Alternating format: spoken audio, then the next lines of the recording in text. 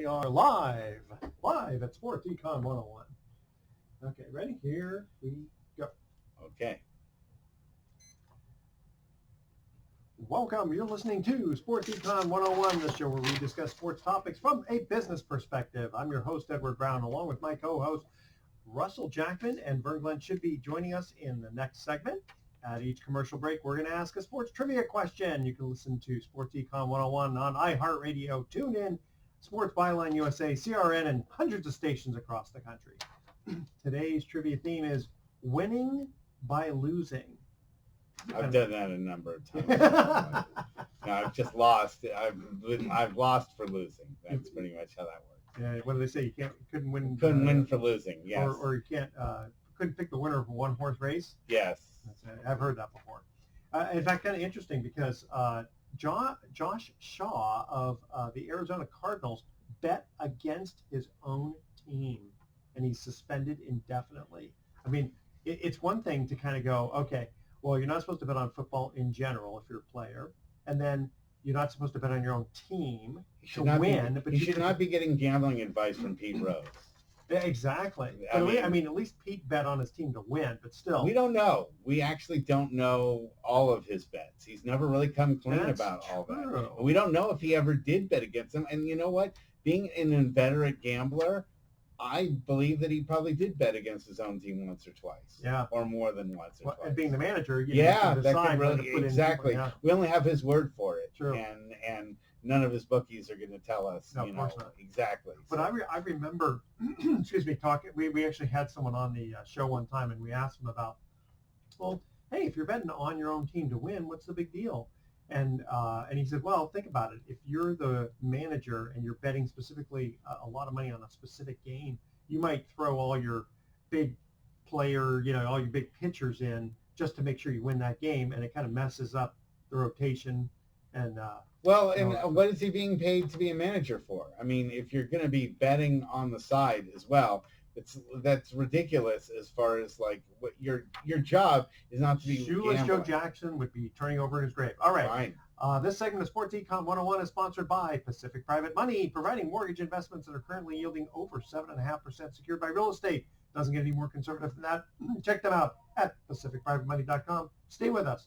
You're listening to Sports Econ 101. We're going to be right back. Man. Get into the phone, right? You didn't hear the phone in the other room? No. Okay. Okay, good. Was that, yeah, I don't know whose phone that was. Yeah, well, we can go on to the next segment if you want. We can. I know he's on his way, but let's see here.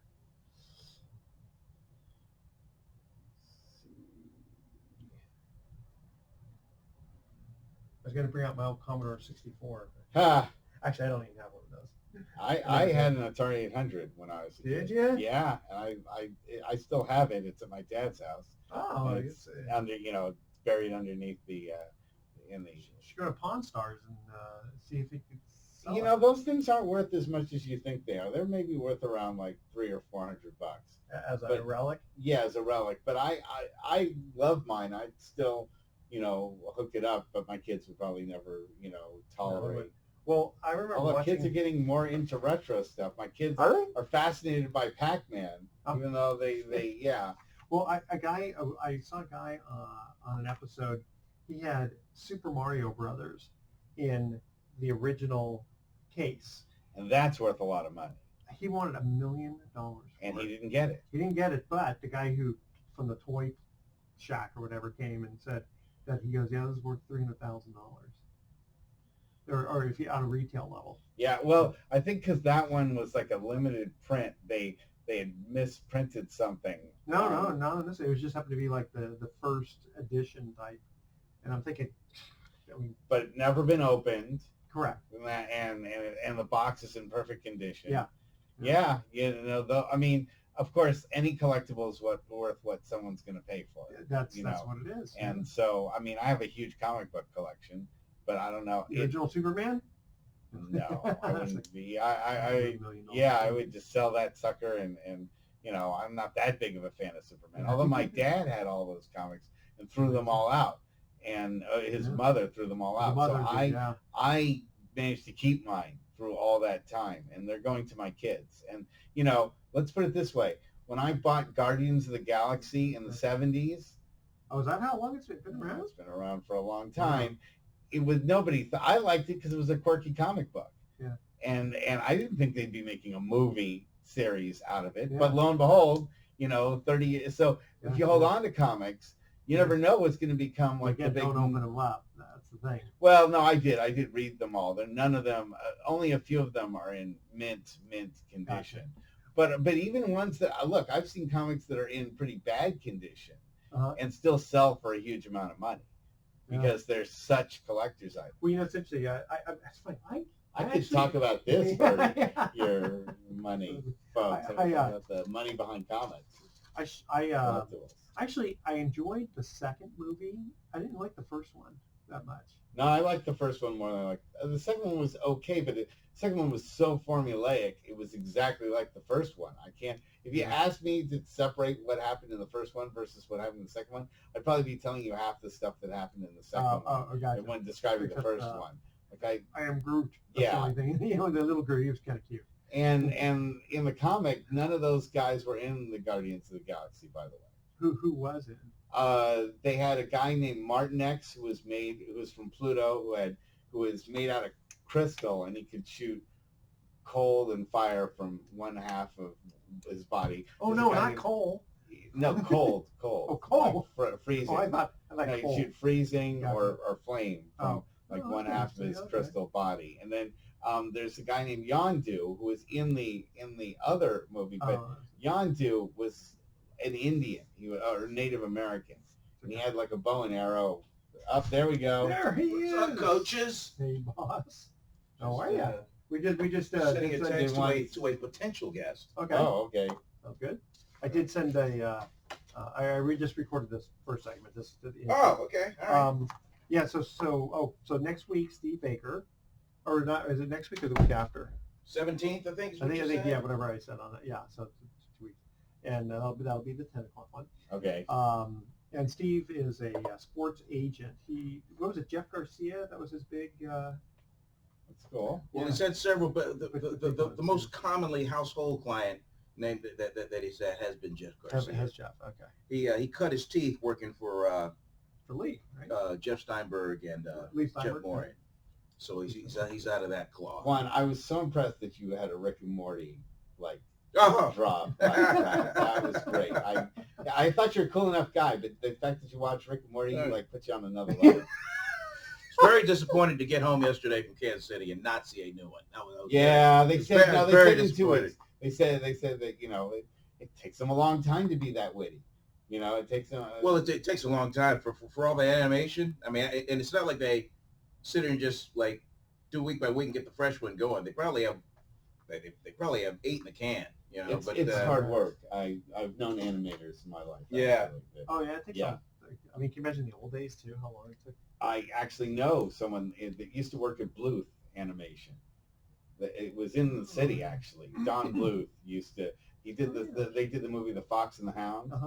I actually saw them hand draw a number of scenes that are in Fox and the Hound. Yeah, I mean, what did it like? Fantasia took like years to produce. Yeah, because it's just by hand. Every single thing had to be drawn by hand. But that's why each frame of that is a piece of art. And why talk about collectibles.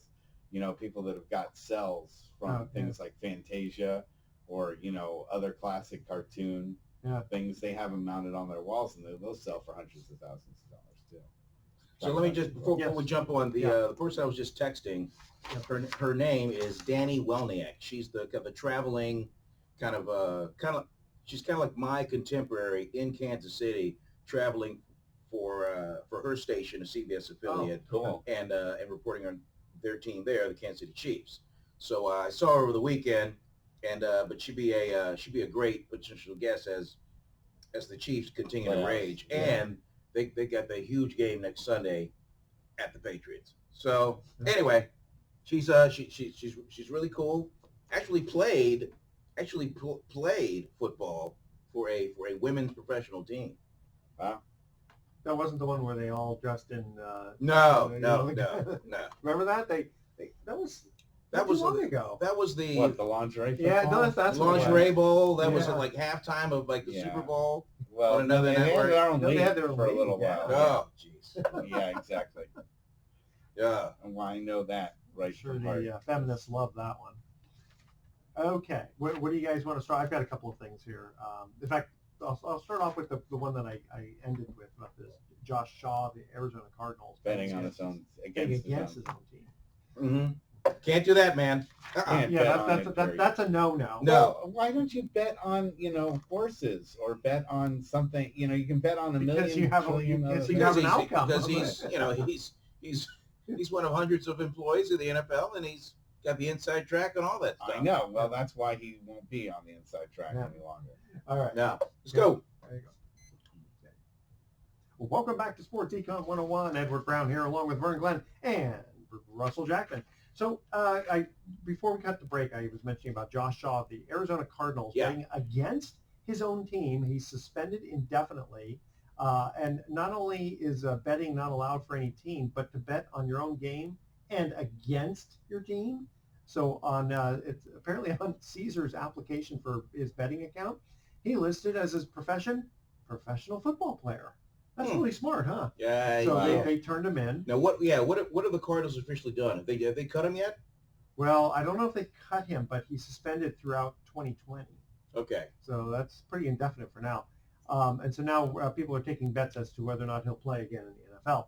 What are the odds? Yeah, they were the odds. Oh, And then, nice. What about his Nice. teammates? I mean, can you imagine finding out that one of your guys bet against your own team? And I don't know if he's not a first stringer, is he? Doesn't matter. I mean, he's on the roster. He's on the 53, and he plays, whether it's special teams or not. Yeah. What?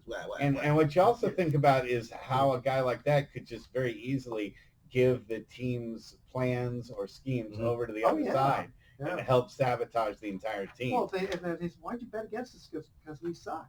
Well, I mean, that's not going to help. That doesn't help. No, that doesn't help, and it doesn't.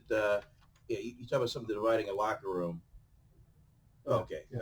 Edward off camera wants me to eat the mic, Yeah, like I'm the lead singer of some group. Anyway, as I was saying, yeah, that's the one thing that can really divide a locker room, having one guy out of that whole squad. I mean, you're in there to week in and week out win games. You get a guy betting against you. That's why I asked if the Cardinals had cut him, because that's I would think obviously fireable. But you can drop him right away. I mean, he's taking somebody else's roster spot, maybe off the practice squad, that wants to be part of it. You know what I mean? and wants to bet on the team to win. Well, either way, I think you probably, you're better off betting on tiddlywinks. I mean, there's just, it's amazing how many outlets there are to gamble on things. Mm-hmm. I mean, the NBA gives you a constant flow of games to bet on, and you can bet on horses, and you can bet on all sorts of stuff. But people wanting to stay, just don't, S where you work. Well, the best part was he lost his bet because apparently he didn't cover it with the spread or something. Wow. I can remember that my early days of TV in the Bay Area market, and at the Oakland Coliseum, there were payphones everywhere, especially right around the visiting team's locker room and the Oakland A's clubhouse. Right after the whole Pete Rose thing just blew completely away, payphones just ripped right out of the wall. In fact, there's a big ATM right where that payphone used to be right now. Wow. Yeah, everyone got cell phones. Yeah. And then everyone makes it best that yeah, way. exactly. Yeah. At least they didn't advance it. So I was also reading about the Jaguars overpaying Nick Foles, apparently overpaying him on purpose.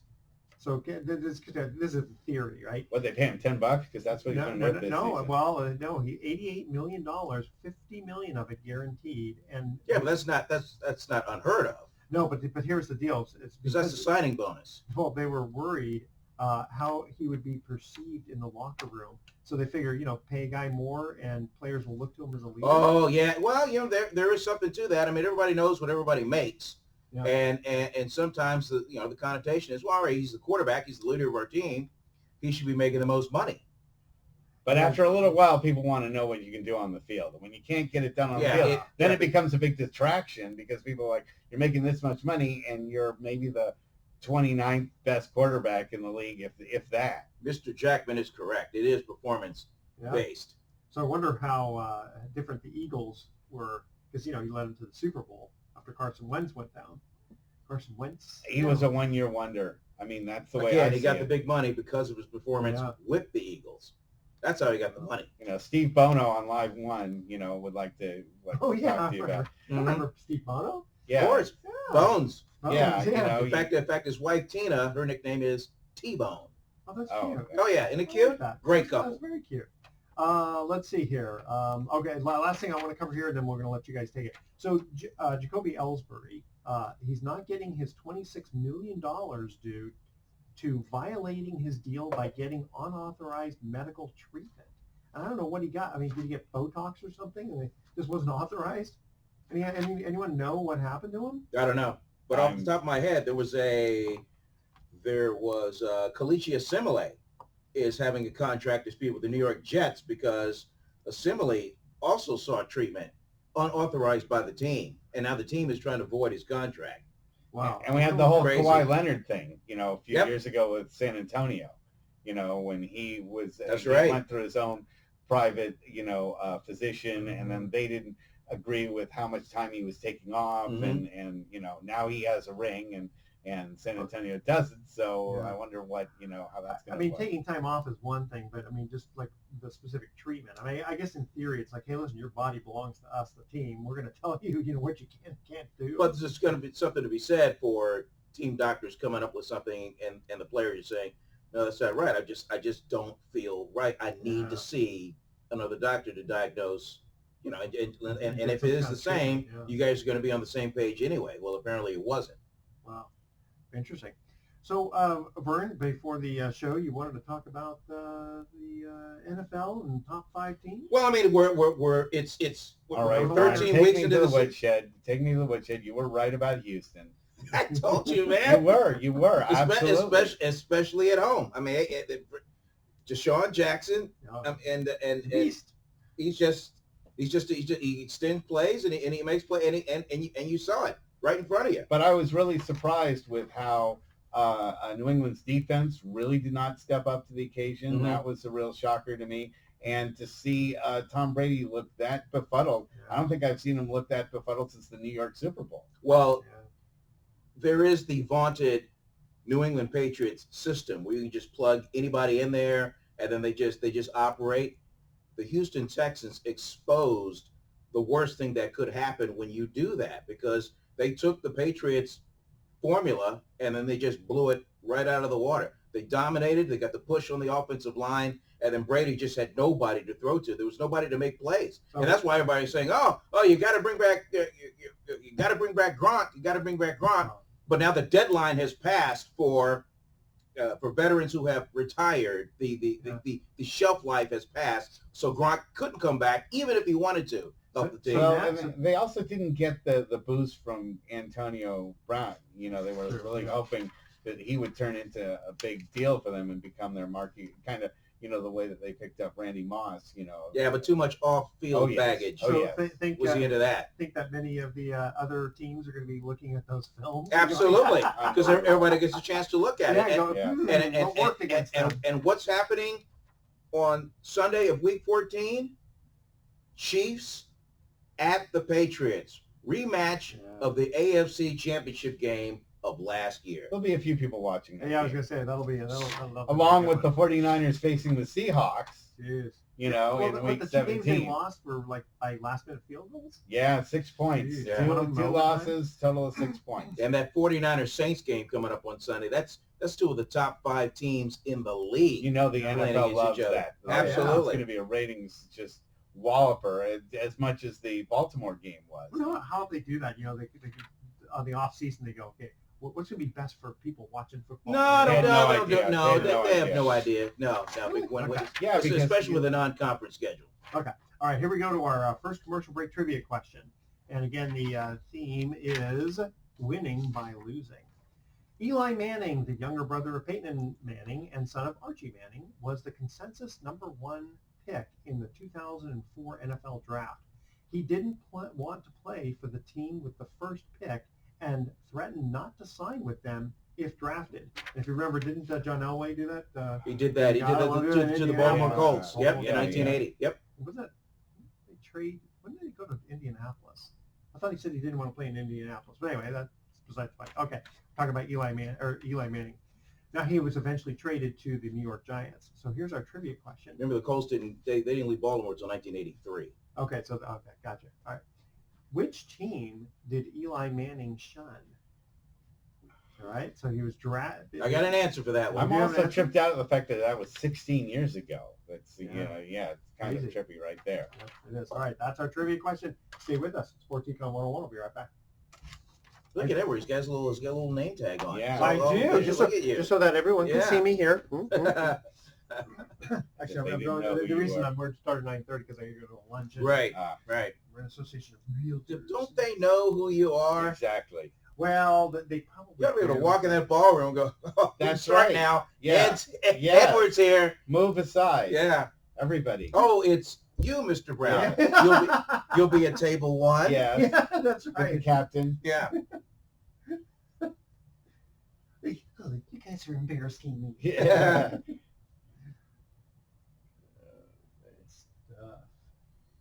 Well, no.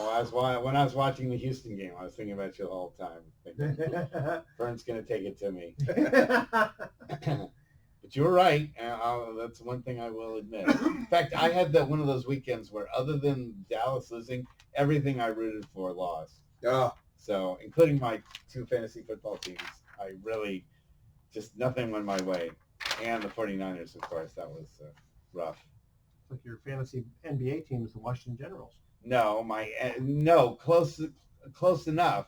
My team is the Warriors, and they're playing like the Washington Generals right now. Why would you pick them? Well, he must have picked them preseason. Yeah. Before everyone got hurt. Yeah. All right. No, I didn't pick them for anything. It just that's the team that I'm rooting for. Of course. And they, I forgot there was a game yesterday instead of the Warriors. Yeah. Well. Okay. Here we go. Winnable game. Not Slip when you right lose by through their 25. right through their fingers. Yep. Like a few other games. Okay. Here we go.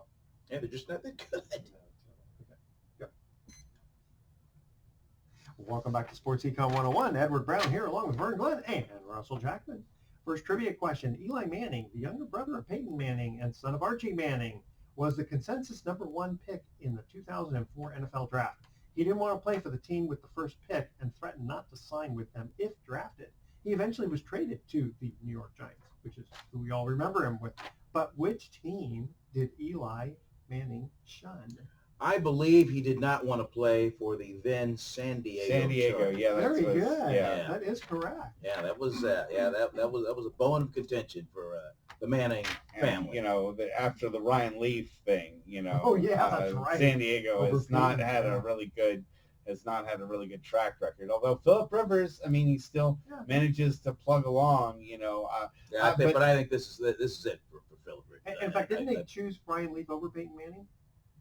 Yeah, they did. Yes, they did. Between those two, yeah. Yeah, so remember the famous locker room blow up? Don't talk to me, all right? Yeah. Knock it off. Remember that, the blow up? Yes, where they were yelling at him for how bad he had been in San Diego, and he was something like 2-8 or something like that. Yeah, some reporter just kind of, just innocuous question. Yeah, it's a frequently you got out there. You just got all the way. He didn't pull the old sounded off.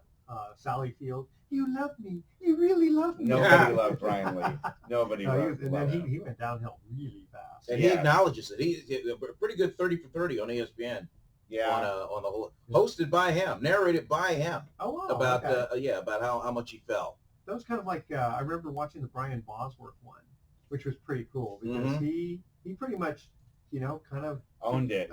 He owned it. Yeah. Yeah. Well, it's taken time. Some people live for the moment earlier and they don't think that their life's going to be like the way that it turns out, and then they look back at it in perspective and they're not as proud of it as they were at the time. Isn't it amazing how some guys, like, they're awesome in college, but then they come to the pros and they don't do that great. Other ones are in college and they're okay, but when they hit the pros, they do really well. Sure, Draymond Green's a pretty good example of that. Okay. He was okay in college, but he's probably going to be a Hall of Famer by the time everything's all I think of Bo Jackson. He was very good in college, but Very good. He Yeah. won the Heisman Trophy. Okay, Yeah, I said he was very great. good, but he seemed to really, for some reason, I just think of him. In fact, Brian Bosworth's star was rising until Yeah. Bo Jackson bowled him right on over on Monday Night Football in front of everybody. And that was the end of Brian Bosworth. Yeah. Well, his shoulders went out. Well, but also he had been shown up on the field after talking all week about how he was going to stuff Bo Jackson into the ground. But here's the funny thing from a financial standpoint. Bo Jackson, Brian Bosworth, he was very smart. He bought a $5 million, which was a lot of money back then, right? Not now. $5 million disability policy. So when he got hurt and couldn't play because of his shoulders, they paid him $5 million. Great. Smart man. Currently, I believe, teaching acting at the acting theater, I believe, in Oklahoma. Oh, yeah. Okay, well, that's what I was and living off of his residuals from the movie Stone Cold. Stone Cold. That's right. Very good knowledge. That's right. He did. Very good. He did some of that, didn't he? All right, guys. What else we got to talk about? Oh, there's plenty to talk about. Well, on the subject of football, may I give my top 5 NFL teams Ravens got to be somewhere after week 13. I'll go in descending order. Number 5, the New Orleans Saints. Why? Because of Drew Brees. They're tough at home. I mean, come on, they've got everything. They're just a power team when they want to be, and when they don't want to be, somehow because of Brees, they find a way to win games. I have them in as number 5. Their running game is kind of mediocre. I mean, Kamara's all right, but he can be stopped. We've seen what happens when he is stopped. And Brees gets a little bit predictable, and I think that's where the 49ers, by the way, I think are going to take advantage. The fact that he's a solid pocket quarterback is just what the Niners how old want. is Drew now?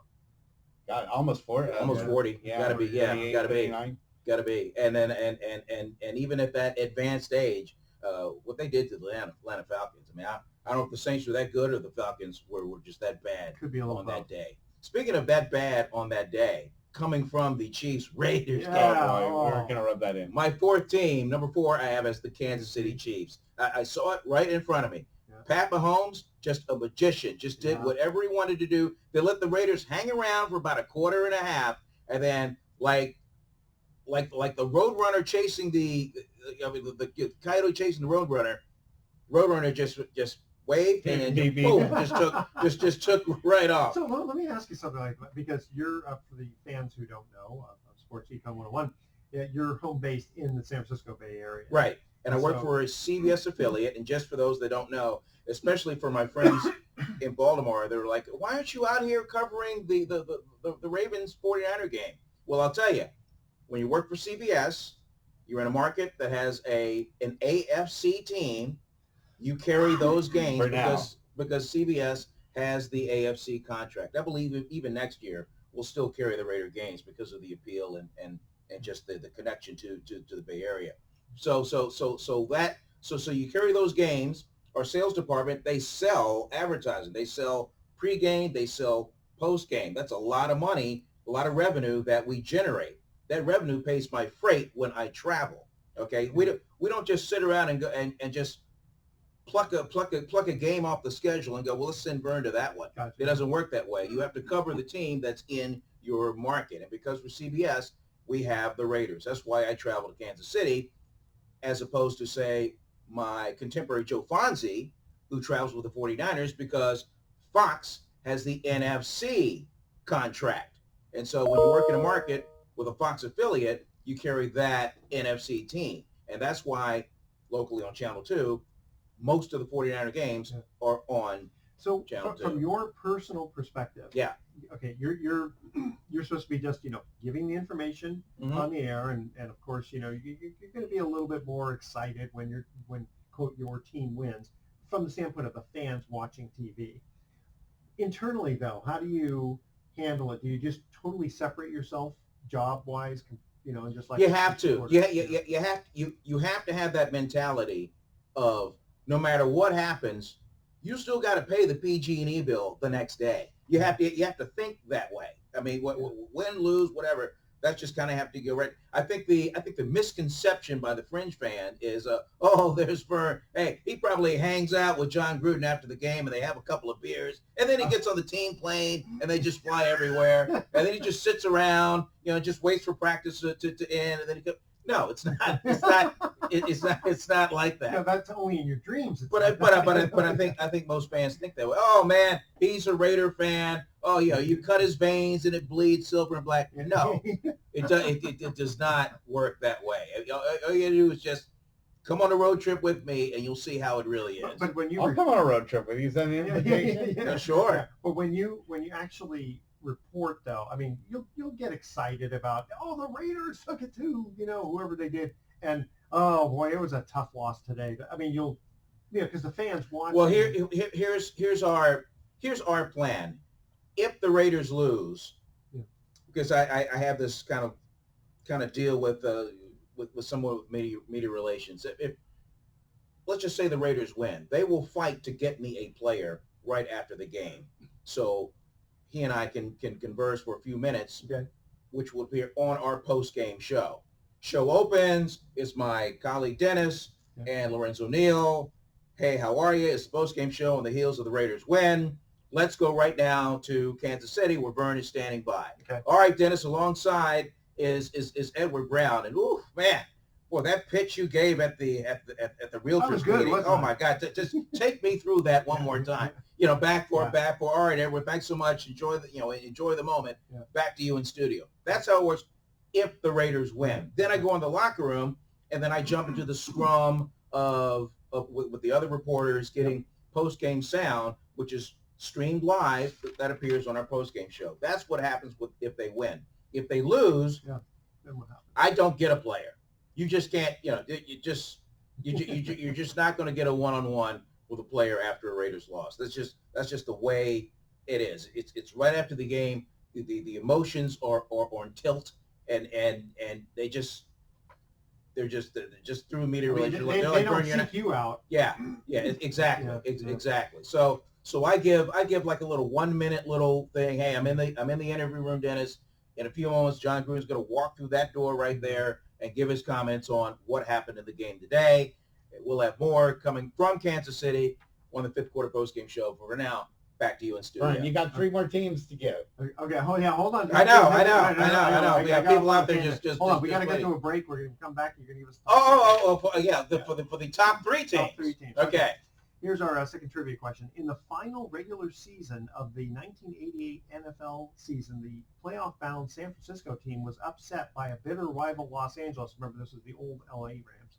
By virtue of their upset, the LA team made the playoffs as a wild card team over the New York Giants. Why do some people think San Francisco tried to lose that game? That's our trivia question. Ask you one more time. Okay. What year was this? In the final regular season game of the 1988 NFL season, the playoff-bound San Francisco team, 49ers, was upset by a bitter rival LA Rams team. By virtue of their upset, the LA team made the playoffs as a wild card team over the New York Giants. Why do some people think San Francisco tried to lose that game? God, they won the Super Bowl that year. That's right. But they, they tried to lose it, or people just think they tried to lose it. They lost the game. So this is one of those things. There was no direct quote from the 49ers saying, "Well, we tried to lose that game." Yeah, that would not go very well. Yeah, okay. I could only think of seeding or something like that. Yeah. But all right. Stay with us, Sports Econ 101. We'll be right back. Because they wanted to face the Redskins. Well, you guys are basically on the right track. Again, this is one of those subjective type. Okay, yeah. One of those riding down the road. Hey, pop open another beer. Let's talk about the 49ers in 88. Why did they do this? I spent almost 6 hours in the Minneapolis airport yesterday. I believe it. I was miserable. I believe I got up at 3:45 in the morning. Checked out of my hotel. Had to return the car because I had like first flight out of Kansas City with a connecting flight in Minneapolis. The flight I was only supposed to have like maybe like an hour and change layover in Minneapolis. Right. So I get there and they go, well, the flight's delayed. Then it's You delayed miss it, again. then you Then miss it's delayed again. Hate that. I don't leave Minneapolis until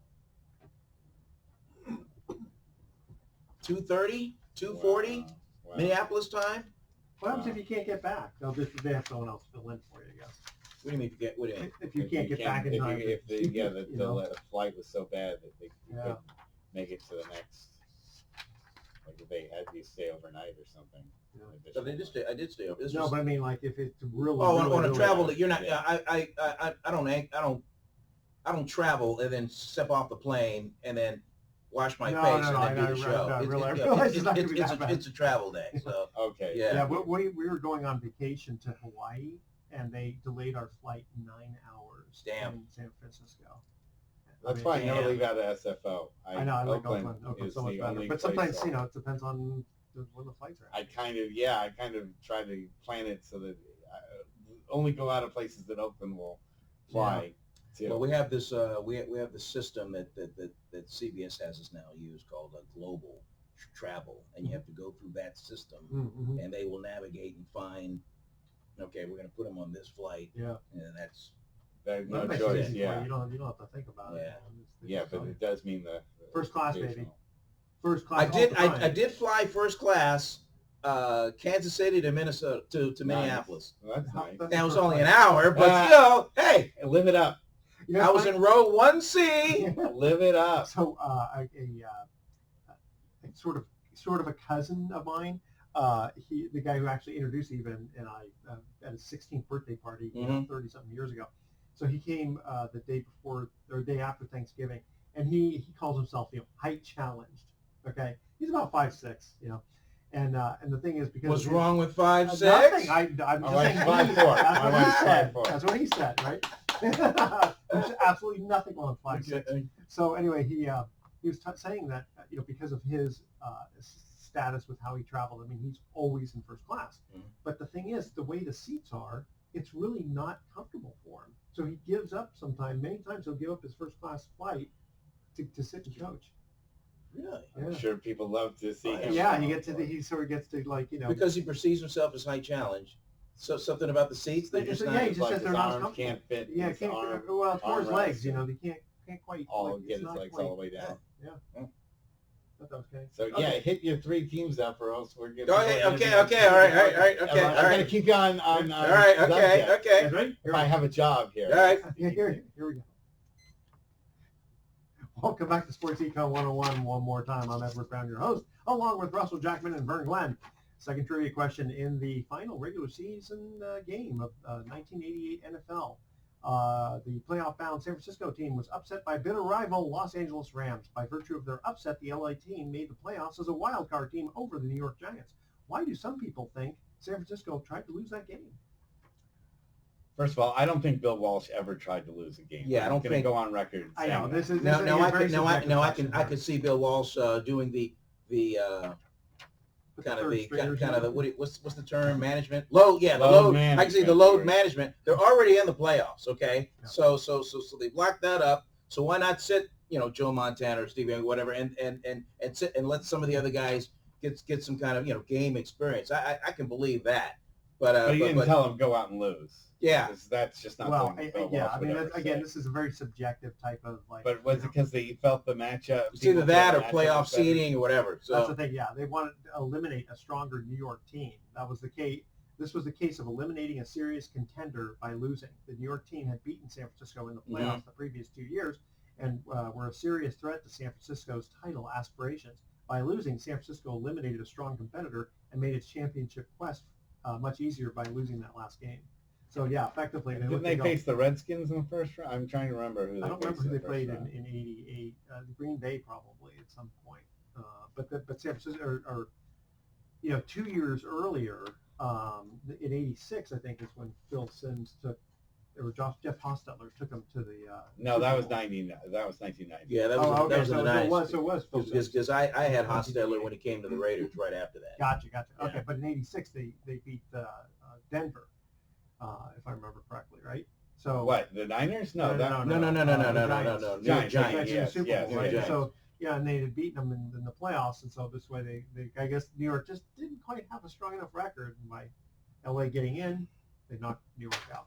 I mean, sometimes you could think that the team, like you said, why play your strong players if you're already in the end? Mm-hmm. You don't want them getting hurt. You don't want to get them hurt. You know, I think that may have been. I'd heard more of that along those lines than we wanted to lose. Just keep the Giants out. But. Okay. So, Vern, you're. The power teams after week 13. So Three more. Oh, okay. All right. Number Chiefs. 3. Yeah. Now we talked about the Saints. Number 5. I got the Chiefs. Number 4. Number 3, the San Francisco 49ers. One of the elite teams in the league.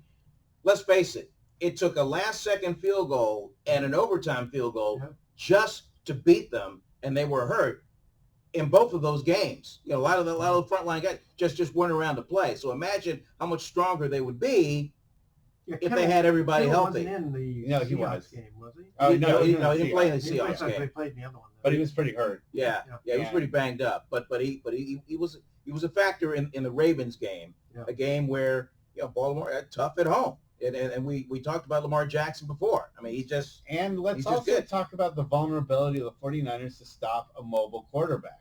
Right. That's now really shown up now. Actually 4 times this season. They haven't played well against someone that can really move in the pocket. And that's why I think they have a big advantage this weekend against Breeze, who isn't much of a roamer. No. But and that's why they did well against Aaron Rodgers. But in the playoffs, they're going to probably face. They may face Seattle again.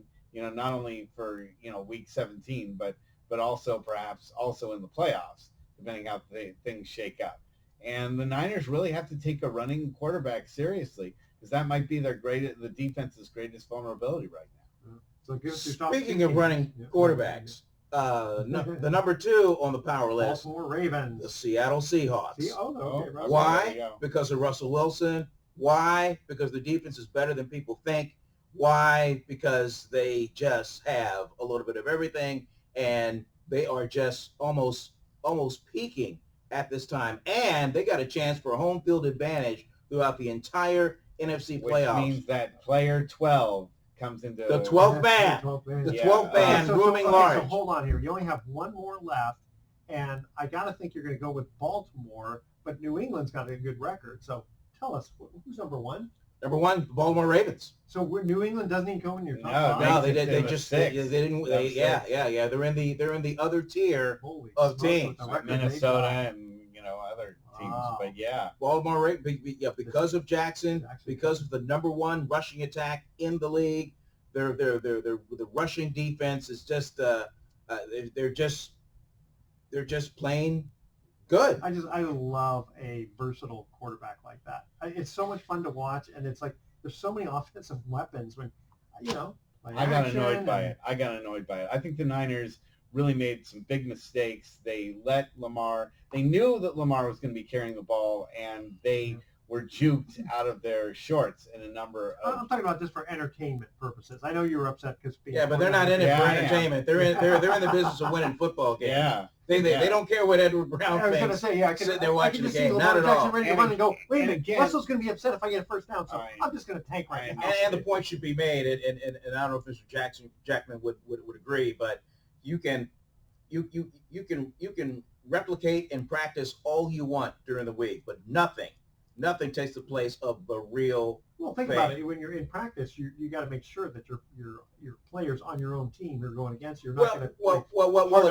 In practice, when you're going up against the scout defense, the Ravens defense, or the Ravens offense, somebody on the 49er team has to wear the little colored penny jersey, and they go, okay, you're Lamar Jackson, okay, and so you can just pick whoever it is in there to choose to move or whatever. I don't want to be Lamar Jackson. Well, I'm just saying they're just trying to give him a good look. You hit him even harder, I think. Yeah, but nothing replicates the real thing, and we all saw what we saw. Well, and especially you can't control the weird bounces. You can't control things like the weather, and that look at Seattle. Russell Wilson trying to bat down the ball actually batted it up. Yeah, there's just so many weird things that can happen. But, going back to the 49ers, and losing to Baltimore, it was another issue with Robbie Gould and him not, and the time management to get him a better field goal attempt. And that's one thing that I'm a little worried about is that the 49ers have fallen short in 2 games by 6 points total, and they've missed field goals, critical field goals in both of them. I just don't have the faith in Garoppolo. If he's in the pocket, he's got a lot of time. Sure, he can do well, but boy, he just scares me. He's getting a little skittish. He's saying again, he's not a runner like Lamar. But we're getting I Breida was in back. Kansas City at the time, but what did he do specifically that you saw in the Ravens game? Well, that made you fumble think is pretty significant. He fumbles at least once. Was that on him? It was. He didn't put the ball away when the pressure was on, and he didn't take care of it. I mean, it's a slippery ball. He also had a couple of wasn't it a driving rainstorm? It was. But he lets himself get sacked a little bit too often rather than knowing. I'm just trying to without looking at the films, the all 22. Yeah. I mean, you see it once, you see it twice, but sometimes those breakdowns aren't on him. Sometimes it's a breakdown in pass protection. That's why I'm asking, because there's so many ways a play can break down that the average person just doesn't know. True, but look what the other quarterbacks like Lamar can do when that happens, because it's going to happen to the Ravens too, where it's going to break down. Yeah, and he was able to escape a number of, and certainly Russell Wilson looks like he's coated in axle grease sometimes. I mean, they try to grab onto him, and he just slips right on out of their that's grasp. a good idea. They should do that. I think that was once done, that they used to spray WD-40 on the guys, and they found out they would put like WD-40 in towels, and they would, pretend to wipe them off, but instead they'd be spraying them. Great, yeah. If you sprayed it on the socks or something like that, for an arm tackle, the hand would just slip right off. It's funny to think about this last night that you're watching these guys who have this like white tape on their arms, and I'm guessing it's just because when they get grabbed. No, it's kinesio tape. That's called kinesio tape. Yeah, I know. Okay, but the reason I'm thinking that the reason is because have you ever had like someone grab you by the arm and it's stretchy? That it's for protection. It's actually for rehab stuff. It's to help muscles. Yeah, I've had it done to me before. It's It's called kinesio tape, and it's supposed to be when you pulled muscles or whatever. It helps. A lot of guys seem to have it on their arms. Yeah, because it's for muscles that have been pulled in their arms or shoulders. Biceps, stuff like. Shoulders, that elbows. So it always on the back, flexible. On the tricep. Yep. Yeah, okay. It's common. I thought it had to do with like because when you get grabbed, and it's like that extra little pulling of your skin. Now you'll see a lot of NBA players with that stuff on too, the kinesio tape. You'll just notice it more now. It's not just in the and baseball players have it too, but it's underneath their jersey. And it's like medicated. Yeah, usually, but it's the tape itself. You would put it like an NBA. You'd put it on, and then you'd put a compression sleeve over it. Gotcha. To protect it. Okay, yeah, because I see a lot of these guys with the compression sleeve. Yeah, no, maybe there's anabolic steroids under there. Well, they show up in the tests, but one more point on this whole offensive thing, and I may have said it last week when the 49ers were rolling with Kaepernick and he was running over, around and through, say like the Green Bay Packers on Monday Night Football. The offensive coordinator was Greg Roman. Fast forward to the Ravens, when they picked Lamar Jackson, the offensive coordinator was Marty Morningwig, and he was one of those old, grizzled, I got to have a 6'5" guy to stand in the pocket and rocket arm and all those guys. He did not buy into Lamar Jackson as a true NFL quarterback. Even Bill Polian, 6-time NFL Executive of the Year, thought, man, he ought to be playing receiver or a running back or something. So it was John Harbaugh that said, hey, we've got to change to make some kind of a difference. And so Morningwig was out. They hired Greg Roman, and Greg Roman, the new Ravens offense coordinator, built this offense around Lamar Jackson and his skill set. And speaking of skill set, he's better than Colin Kaepernick because Lamar Jackson can make all the throws. Yeah, that's a big difference. Big part. Hey guys, we're going to cut to our last commercial trivia question here. It's kind of a long one, so I'm going to give you a little time. I'm listening. I'm drawing a map. Okay, you wouldn't think curling has any strategy other than finishing quickly and returning to your warm hotel room. Teams alternate throwing the curling stones towards the scoring area. The team with the last throw has a significant advantage because it can knock out opponents scoring stones. The last throw alternates between teams unless no team has scored. So a team may deliberately try for a 0-0 score to retain that edge. What is the right to throw the last stone called? What's it called? It's called Curling there's questions. There's a Next week, I think I'm going to start coming up with some trivia ones for us. I mean, You're going curling to throw us questions. a curve with a curling Wait a question. minute, but first of all, first of all, you guys got the first one in San Diego. I gave you, it was a softball question, but you guys are smart. You guys knew that one. So again, the curling question comes to, what is the right to throw the last stone called? That's a tough one. Let's see, and let's see, the set of 8 or okay. So the set of 8 or 10 throws is called the end. The house is the scoring area, and the rock is named for the stones. Oh, I thought it was named after the Dwayne Rock. Johnson. Yeah, Dwayne Johnson, yeah. Yes. And teams with the last throw of the stone seek to win the end by at least 2 points. So it's much more advantageous to have a 0-0 score than 1-0 score at the end. Interesting. Okay. And this is especially true on the penultimate? Okay, Yeah. never heard that term. Penultimate, it's just before the just final. before the final. That's what penultimate. Like I said, 6 years of high school did me no good. Yeah. All right. This is especially true when it's advantageous to stay in a losing score to control the final end of the match. Very interesting. Okay, basically, what is the right to throw the last stone called? Stay with us, Sports Econ 101. We'll be right back with some closing comments as the smoke clears from your guys' ears. Hey, YouTube Nation, yeah, help us out. My Curling, God. Curling. That's a tough one. Well, yeah, because I'll give you every single one of those terms I'd never heard of before. So Okay, I'll give you a hint. There's an Olympic sport that helping. yeah, it doesn't help that much. You're right. It doesn't. Well, let him finish. There's an Olympic sport. There's an Olympic sport. It's considered more in the track and field arena rather than like in a basketball arena or something. So there's an outdoor Olympic sport that has kind of the same name. Again, probably not a good hint, but when you sorry guys, I'll ask a little easier ones next time. Yeah, non-curling questions would be pretty cool. Okay. I'd say. All right. I won't ask the whole question.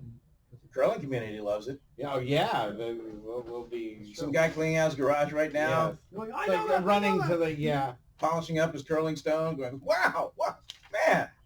Well, I'm listening to smoke's this good. on Sports Byline. They threw out a curling question." That's it. All right, and away we go. Welcome back to Sports Econ 101. Last time for today, I'm Edward Brown, your host, along with Vern Glenn and Russell Jackman. Third trivia question, I'm going to narrow it down. What do you call the right to throw the last stone in curling? The honors. No. the strike. Hammer. I was thinking The of Olympic hammer. sport, yeah. Oh, the hammer throw. No. The hammer. The hammer, yeah. Well, Sorry, guys. As Russell I'll- said, I'll- please, no more curling I'll have questions. to file that away. yeah. Pull it out of some cocktail question. Hey, That's did it. you know? Exactly. You can go to a bar and Well, The the right Olympics to are throw the coming- last stone. The Olympics are the coming hammer. next year, aren't they? 2020, yeah. Yeah, so we do, but that's Tokyo. the summer ones. Yeah, Yeah, the summer. yeah. So That's right, Tokyo. Pretty cool. But the curling, that'd be the winter. Do you ever cover Olympic sports? I spent a month in Sydney There you for go. the 2000 Olympic Games. Oh, Thanks you for rascal, watching. lucky guy. wow. Okay, here's our thoughts for the day. The importance of walking. So I joined a health club last year and spent about $400, and I haven't lost a pound. Apparently, you have to go there. Ah, that would help. I didn't know that. And let's see. And every time I hear the dirty word exercise, I wash my mouth out with chocolate. Yeah. Oh, very good. That'll help you too. All right, guys. Any last words before we say goodbye? I do say the 49ers will win this weekend against New Orleans. Do you have any big picks for yourself, Vern? Oh, you're saying the Niners beat the Saints, huh? I'll go national and say, hey, this is a real chance after having seen them play. This is a chance for the Chiefs to go on the road and really shine if they go to New England and embarrass the Patriots. There's a chance absolutely. they can do it. That's out. Oh, and if I'm the Chiefs, first tape I put in to watch is the AFC Championship game from just a handful of months ago, and then boom, let it unfold from there. That's a good idea. Oh, shout out Stanford Cardinal, the women's team, for the first time in 7 years, the #1 ranked team in the nation. There you go. Tara Vanderveer is loaded with players. We'll have to have her back on again. Tune in next week actually, to Sports Econ 101. We're going to be discussing sports topics from a business perspective and asking more sports trivia questions. Thanks for listening. On behalf of our team, I'm your host, Edward Brown. We'll see you next week. Good night, there. So long. What happened to the phone-in guest? Weren't we? No, that's the Steve, he's going 17th. to come in. Oh, yeah, okay. the sports agent. Yeah, he's gonna come in. Why some people win, some people. This just in. Kamala Harris has told her staff she's dropping out of the 2020 presidential Telling race someone that last night. and plans a public announcement today. Probably good move. I kind of read Save that. her some money. I read that. Well, her top There you aide go. quit, went to Yeah. go work for somebody else. She said it's completely dysfunctional. That's She was Too never- many cooks in the kitchen. Nobody can make a She decision. was never on top of the polls. She No. never had a She moment. started off hot after that first debate, and then just sank like a stone.